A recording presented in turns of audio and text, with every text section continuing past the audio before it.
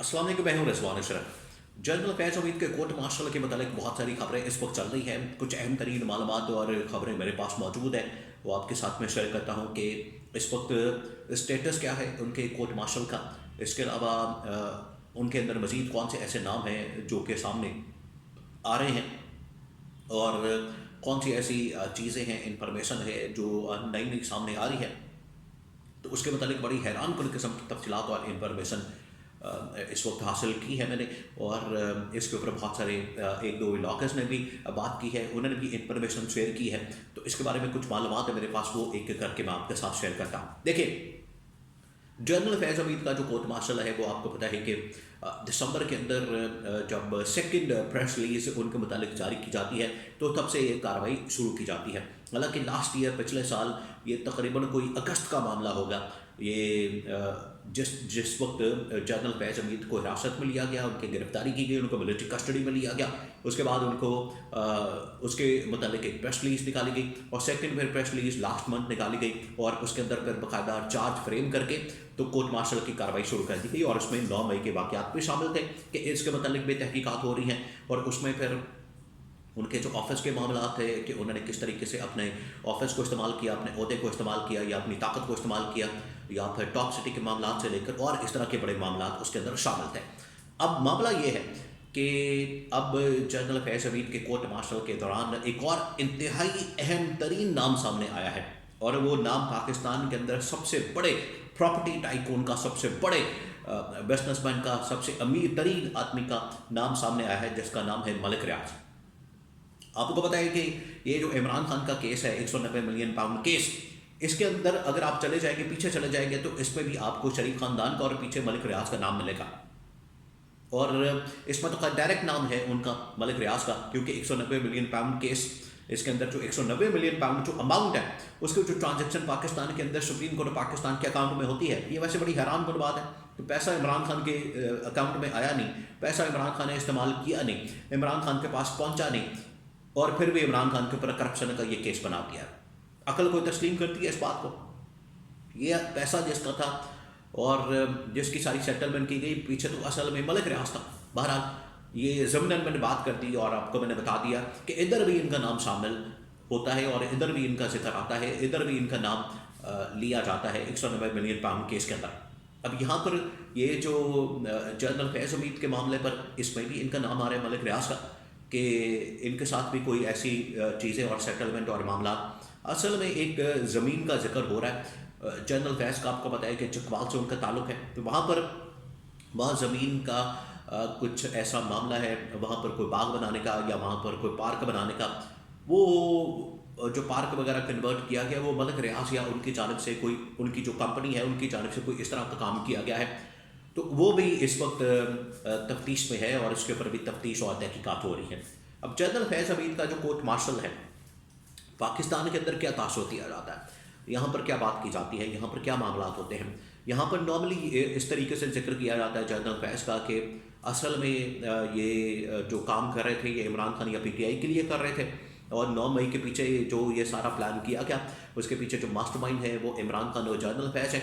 तो ये इस तरह से एक पूरी कहानी बिल्डअप की जाती है। अब जहाँ पर ये मलिक रियाज का नाम आया है, एक और जो इन्फॉर्मेशन और ख़बर सामने आई, और इसके ऊपर बहुत सारे व्लॉगर्स ने भी बात की, उसमें ये खबर सामने आई कि इनके पास जो डाटा मौजूद है, इनके पास जो इन्फॉर्मेशन है, या इनके जो राब्ते हैं, इनके टेलीफोन से जो सामने आए हैं, वो PTI वालों के साथ राब्ते, बल्कि तमाम सियासी जमातों के साथ राब्ते हैं, तमाम सियासी जमातों के साथ। तो अब आप क्या करेंगे, कितना जाएंगे आप? फिर PTI से आगे भी बढ़ेंगे, या अभी भी सिर्फ PTI की हद तक रहेंगे? और ये जो बाकी जमातें हैं, इनके साथ तो राब्ते, पहले मैं आपको बता दूं राब्ते किस किस्म के हैं। इसमें ये कहा गया है कि PTI के साथ भी राब्ते हैं, और बाकी नून लीग और पीपल्स पार्टी वालों के साथ भी राब्ते रहे रिटायरमेंट के बाद। अब जो नून लीग के साथ राब्ते हैं, नून लीग वाले तो खुद कहते हैं कि उन्होंने, जब वो DG ISI थे, उस वक्त हमारे साथ मुलाकातें होती थी। ख्वाजा आसिफ कई मरतबा कह चुके हैं कि मेरी मुलाकात होती थी DG ISI से, जनरल फैज़ से, उधर ये इनके ससुर के घर, जनरल बाजवा के, जनरल एजाज के घर, जनरल एजाज अमजद, उनके घर में मुलाकातें होती थी, और इनको ऑफ़र बाकायदा होती थी। कभी पंजाब गवर्नमेंट ऑफ़र होती थी, कभी फेडरल गवर्नमेंट ऑफ़र होती थी। तो ये बताएं, फिर मामला तो उधर भी जाना चाहिए, खुरा तो उधर भी खुलना चाहिए। ये तो नहीं कि सिर्फ आपने इमरान खान को फोकस करके तो इमरान खान के ऊपर ही आपने ये सारा का सारा कैंपेन करनी या प्रोपेगेंडा करना है, तो मामला तो उधर भी जा सकता है।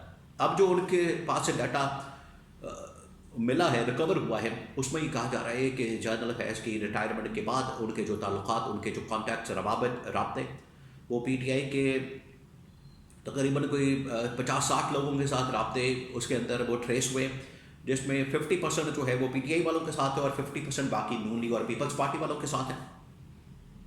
तो ये मामला कोई इतना सादा नहीं है, मामला कोई इतना सिंपल नहीं है कि आपने खाता खोला है तो उसमें फिर आप पकड़े और सजा सुनाते हैं। बिल्कुल इसी तरीके से जिस तरह से इमरान खान के ऊपर ये फजूल किस्म की और मन घड़त और बेबुनियाद किस्म के इमरान खान के ऊपर मुकदमात बना देते हैं, जिसमें कभी तोशाखाना साइफर केस, निकाह वाला केस और 190 मिलियन पाउंड केस, उसको बार बार डिले किया जा रहा है क्योंकि उसके अंदर कुछ है ही नहीं, सिर्फ एक प्रेशर टैक्टिक के तौर पर। बिल्कुल इसी तरीके से इधर भी ये मामला चल रहा है।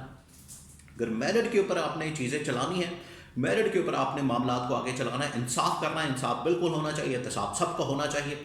जो भी यहाँ पर कोई गैर आइनी गैर कानूनी काम करता है, एहतसाब तो सबका होना चाहिए। करप्शन करता है, लूटमार करता है या अपने ऑफिस का गैर आइनी गैर कानूनी इस्तेमाल करता है अपने ओहदे वगैरह का, एहतसाब तो होना चाहिए, इसमें कोई शक वाली बात नहीं है। लेकिन फिर वो अक्रॉस द बोर्ड होना चाहिए। ये नहीं कि इधर शरीफ खानदान और जरदारी खानदान को एनआरओ मिला हुआ है, उनका लूटा मारा माफ हो गया, उनका हलवा मंडा चल रहा है और वो मौजे मार रहे हैं, मस्तियाँ कर रहे हैं और इक़्तिदार के मज़े लूट रहे हैं एनआरओ लेके और करप्शन माफ़ करवा के, और सिर्फ इमरान खान के ख़िलाफ़ जो है और उनके मुतालिक जो जो गवाह मिलते हैं उनके ख़िलाफ़ एक खाता खोला हुआ है। तो ये फिर नहीं होना चाहिए। अगर आपने एहतसाब करना है, अकाउंटेबिलिटी करनी, तो फिर अक्रॉस द बोर्ड करनी चाहिए। अब देखिए यहाँ पर ये जनरल फैज़ हमीद के मतलब बात हो रही है, उधर जो है वो DGISPR, एक साबिक DGISPR जिसमें नाम लिया जा रहा है जनरल आसिफ गफूर का, कि जनरल आसिफ गफूर का उसमें नाम है।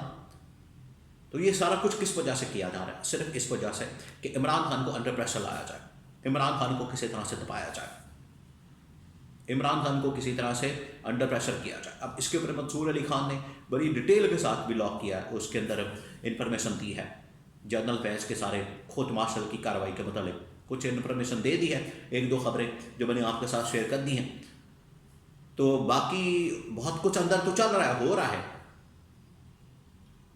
और अल्टीमेटली चीज़ें जो है वो कोशिश होती है कि इमरान खान की तरफ लेकर चले जाएं, और जितना इमरान खान स्पेसिफिक प्रोपेगेंडा है वो सिर्फ आप करें, बाकी चीज़ें आप दबा लें, बाकी चीज़ें आप उनको अंडर द कारपेट फेंक दें। तो एहतसाब तो सबका होना चाहिए, अक्रॉस द बोर्ड होना चाहिए, और सबको इस एहतसाब की मशीन से गुजारना चाहिए। इमरान खान ने देखे पिछले 2.5 साल से इंतकामी कार्रवाइयों का सामना किया और 1.5 साल से अटियाला जेल में कैद है और कैदोबंद की सौगतें काट रहा है। वो तो नहीं एनआरओ मांग रहा, ना डील करने के लिए मान रहा है, ना भागने के लिए मान रहा है। तो अगर ऐसा एहतसाब बाकियों का भी हो तो मुल्क के अंदर बाकी में इंसाफ का, आइन का, कानून का बोलबाला हो सकता है।